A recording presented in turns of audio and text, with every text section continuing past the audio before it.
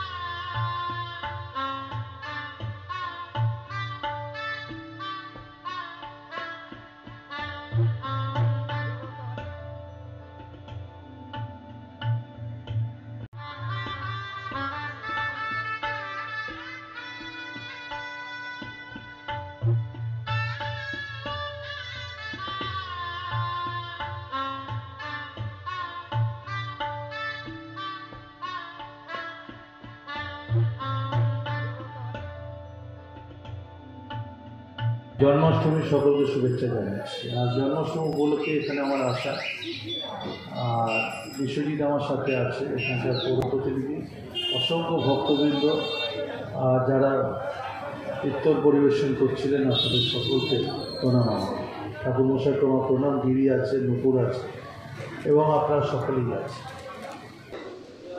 আজকে জন্মাষ্টমী উদ্বোধনের ব্যাপারটা কী আছে সেগুলো।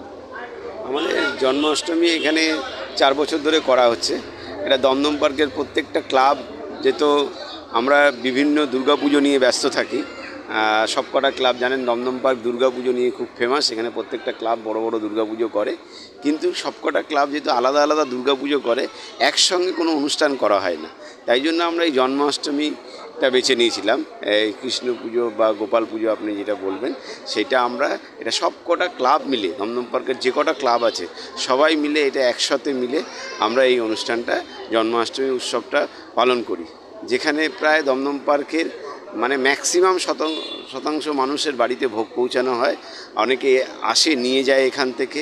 এখানে অনেকগুলো আইটেম থাকে, তালের বড়া থেকে শুরু করে কৃষ্ণ মালপোয়া, যেগুলো পছন্দ সব জিনিসগুলো তৈরি করা হয়। কাল মানে মোটামুটি আজ মাঝরাত্রি থেকে রান্না শুরু হয়ে যাবে। এগুলো জানে অনেক, আর প্রত্যেকটা মহিলারা মিলে এই তালের বড়া এইগুলো বানায়। তো এখানে সব তাদের ইনভলভ আছে।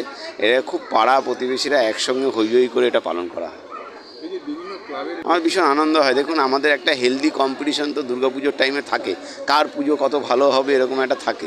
কিন্তু এই জন্মাষ্টমীটা আমরা একসঙ্গে খুব ভালো করে পালন করি, যেখানে প্রত্যেকটা ক্লাব একসাথে ইনভলভ থেকে এটা ভালো করে আমাদের করা হয়।